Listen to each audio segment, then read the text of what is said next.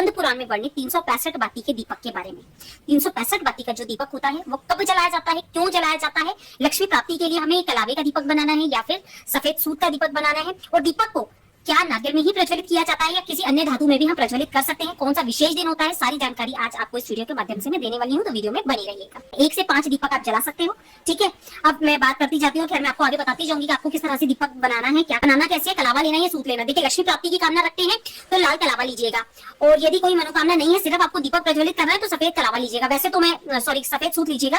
कलावे की बाती ही अति शुभ मानी जाती है समस्त मनोकामनाओं की पूर्ति के लिए। तो आप चाहें, देखिए ये आपके ऊपर डिपेंड करता है, मैंने दोनों चीजें आपको बता दी, जो भी आपके पास उपलब्ध हो वो ले लीजिएगा, ठीक है। अब इस दीपक को आपको प्रज्वलित कहाँ करना है वो भी मैं आपको आगे बताऊंगी। ये जान लीजिए 365 बाती का दीपक हम बहुत आसानी से कैसे बनाएंगे, ठीक है। ये जो मेरे पास कलावा है इसके अंदर 6 बाती है, मैं दिखा देती हूँ आपको। देखिए इसमें 6 बाती है, ठीक है। अब इसे हम किसी कार्ड की सहायता से बनाएंगे, बहुत आसानी से बन जाता है, बिल्कुल दिक्कत नहीं होती। जब आप इसे इस तरह से बनाएंगे, दोनों तरफ से फोल्ड करेंगे और जब बीच में से कट करेंगे तो ये 6 और 6 12 बाती हो जाएगी, ठीक है। कितनी हो गई ये देखो, मैं आपको काट के 24, 25, 26, 27, 28, 29 और ये 30। देखिए यहाँ पर 30 आया था। ये देखिए इस तरह से आपने निकाला, कार्ड से बहुत आसानी से बन जाता है, ठीक है। ये देखिए थोड़ा सा पहले ही से पकड़ लीजिएगा वरना मिक्स होने का डर रहता है। देखिए आपने इस तरह से पूरा तैयार कर लिया है, ठीक है। अभी जो बाती है, क्योंकि मैंने बताया था डबल तार की बाती है, तो यहाँ से हमने ऊपर से कट करा, ठीक है, और यहाँ से ही हम हाफ लेकर नीचे से भी कट कर देंगे, ठीक है। एक तार मेरा आधा अलग निकल रहा है, इसे मैं बाद में इसके अंदर ऐड करती हूँ, जो हमने लास्ट फोल्ड लिया था, ठीक है। इस तरह से हमने काट लिया। यहाँ हमारी 366 बाती हो रही थी, तो एक कलावे को हम यहाँ पर कम कर देंगे, ठीक है। तो यहाँ से मैं एक तार अलग निकाल रही हूँ। 366 हो रही थी क्योंकि एक हाफ राउंड लिया था, ये मैंने एक अलग कर दिया, ठीक है। इस तरह से हम कर लेंगे पूरी बातियों को तैयार। ये जो एक्स्ट्रा बड़ी आ रही है इसको भी मैं ऐसे कट कर रही हूँ, सारी बाती हमारी एक जैसी बनकर तैयार हो जाएगी, ठीक है। अब आप चाहें तो एक छोटे से कलावे से इसे नीचे अलग से बांध सकते हो ताकि ये आपकी बाती फैले ना, ठीक है। तो ये इस तरह से आपको इसके अंदर रख लेना है। घी अगर नारियल नहीं है, ठीक है, मत परेशान होइएगा, नारियल नहीं है, क्योंकि दीपक की जो बाती होती है उसका महत्व है, जरूरी नहीं है नारियल में ही रखना है, ठीक है। नारियल नहीं है, पहले तो नारियल ऐसा लीजिएगा जो टिक जाए, और नहीं टिक पा रहा है तो इसे मिट्टी के दीपक पे भी रख सकते हो आप, ठीक है। इस तरह से अपनी बाती को रख लेना है, फिर प्रज्वलित करना है। अगर नारियल नहीं टिक रहा है और नारियल टिक जाता है तो आप डायरेक्टली भी रख सकते हो, ठीक है।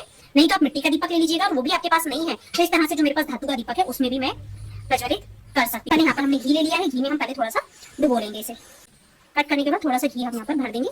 और ये कार्तिक की जो अभी पूर्णिमा आएगी, देव दिवाली आएगी, उस दिन तो बहुत विशेष महत्व रखता है, पूरे साल का ही आपको फल देता है। अगर इस दीपदान को आप किसी भी विशेष मंदिर में जाकर करते हैं, जैसे श्री हरि विष्णु का मंदिर हो गया, ये शिवालय में दान करते हैं, तो मैं आपको बता नहीं सकती कितना विशेष महत्व इस दीपदान का हो जाता है आपके जीवन में। क्योंकि मंदिर में प्राण प्रतिष्ठित मूर्तियां होती है और वहां दीपदान करने से अथाह फलों की प्राप्ति होती है।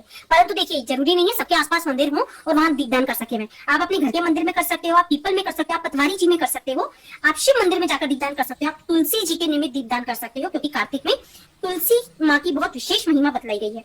तो आप आंवला वगैरह जिसमें भी चाहे देखिए दीपदान कर सकते हो। 365 बाती देखिए नहीं बना पा रही है तो आप कलावे से ही 108 बाती का भी रोजाना दीपदान कर सकते हो कार्तिक में। तो देखिए आप ये जो आखिरी के 5 दिन बचे हुए हैं, यदि आंवला नवमी से शुरू कर रहे हैं तो 7 दिन है आपके पास, और नहीं तो 5 दिन तो आपको दीपदान करना ही चाहिए। और 5 दिन नहीं कर पा रहे हैं तो एकादशी के दिन तो दीपदान जरूर कर दीजिएगा, और कार्तिक पूर्णिमा के दिन। इसीलिए बोल रही हूँ क्योंकि 2 दिन तो यदि पूरा साल कुछ नहीं करा जा रहा है तो 2 दिन तो हम कर ही सकते हैं, ठीक है। इस तरह से हमने दीपक तैयार कर लिया है। अब हम दीपक का पूजन करेंगे। पूजन किस तरह से करना है वो ध्यान से देख लीजिएगा। अगर इसमें मान लीजिए कर रहे हैं, मैं दोनों की विधि आपको बता रही हूँ, इसमें मैंने घी भी नहीं भरा है, ठीक है। इस तरह से आप पहले दीपक को जल से मनस लेंगे, ठीक है। जल में इसमें छोड़ रही हूँ दीपक में 3 बार आप जल से इसको, क्योंकि किसी भी पूजा में या चाहे तो आप देखिए फूल से भी मनस सकते हैं, क्योंकि फूल के छींटे चले जाते हैं, मैं इसलिए फूल से नहीं करके दिखा रही आपको। इसके बाद हमें करना है अपने दीपक का पूजन। जलाने के बाद पूजन ना करें, थोड़ी सी दिक्कत होती है, दीपक का तेल बहुत तो ज्यादा हो जाता है, तो आप पहले ही इस तरह से पूजन कर लीजिए। देखिए इसमें मैंने घी नहीं डाला है, पर मैं आपको करके बताइए आपको किस तरह से करना है, ठीक है। इसके बाद हल्दी जरूर लगाइएगा। और एक गलती हम करते हैं, मैं आपको बताती हूँ आप क्या गलती करते हैं। हम लोग अक्सर, पहले मैं भी किया करती थी। देखिए हल्दी हमने लगाई, ठीक है। हल्दी लगाने के पश्चात आपको क्या करना है, अगर आप एकादशी के दिन दीपदान कर रहे हैं तो खील का प्रयोग मत करिएगा। मैंने अक्सर देखा है सभी हम लोग खील का प्रयोग करते हैं एकादशी के दिन। ये चावल से ही बनती है और एकादशी के दिन श्री हरि विष्णु को चावल अर्पित नहीं किए जाते, ठीक है। तो चावल का आपको यूज नहीं करना है, ये खील का यूज नहीं करना है। अन्य दिनों में देखिए खील का यूज करिए, परंतु कार्तिक में तिल का बहुत महत्व होता है, ठीक है। तो यहाँ पर मैं थोड़े से तिल इसमें डाल दूंगी अपने दीपक के अंदर, खील नहीं डालेंगे हम, ध्यान रखिएगा, ठीक है। तो तिल डाल दिया आपने। परंतु कुछ लोगों की एक और विधि होती है, हमारे यहाँ तो खैर इसी विधि से पूजन किया जाता है। कुछ लोग पूजन करने के पश्चात हम दीपक को कर देंगे प्रज्वलित। दीपक को मनस लिया, दीपक का पूजन करने के बाद थोड़ा सा भोग मिष्ठान उसके अंदर जरूर डालिए, क्योंकि ये दीप देव होते हैं और इनका किसी भी पूजन में भोग मिष्ठान का अहम महत्व होता है। इसे एक बार जल से हम घुमा देंगे, ठीक है। इसके पश्चात हम दीपक को कर देंगे प्रज्वलित, ठीक है। कलावे की बाती लक्ष्मी प्राप्ति के लिए बहुत विशेष महत्व रखती है। ये आपको विष्णु जी की कृपा के साथ साथ ही लक्ष्मी कृपा भी दिलवाएगी। और अगर ये बातें आपकी जलने में दिक्कत देना तो मैं आपको एक चीज बताती हूँ, थोड़ा सा कपूर डाल दीजिएगा यहाँ पे, ठीक है। तब फिर मुझे एक बार मंदिर में पंडित जी ने बताया कि आप ना दीपक के ऊपर वैसे तो आसानी से जल जाती है, पर कई बार कलावा थोड़ा सा दिक्कत देता है जलने में, तो आप कपूर रखकर भी जला सकते हैं। तो जब ये विधि आपकी हो जाती है, इसके पश्चात जब आप दीपदान करने के लिए दीपक कहीं रख रहे हो, ठीक है, ये तो अभी मैंने सिर्फ आपको पूजा करके बताया, दीपक कभी भी डायरेक्टली नहीं रखा जाता, ठीक है। तिल आप उसके नीचे, या अगर अक्षत आपने डाली है, क्योंकि मैंने बताया देखिए विष्णु जी की पूजा अगर एकादशी के दिन की जा रही है तो चावल का प्रयोग नहीं किया जाता, आप अन्य दिनों में करिए, कोई मनाही नहीं है।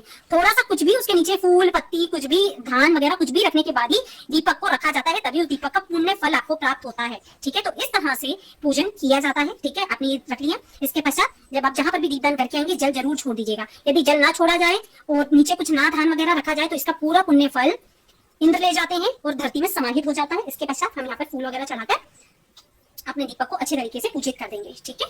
तो इस विधि से पूजन किया जाता है।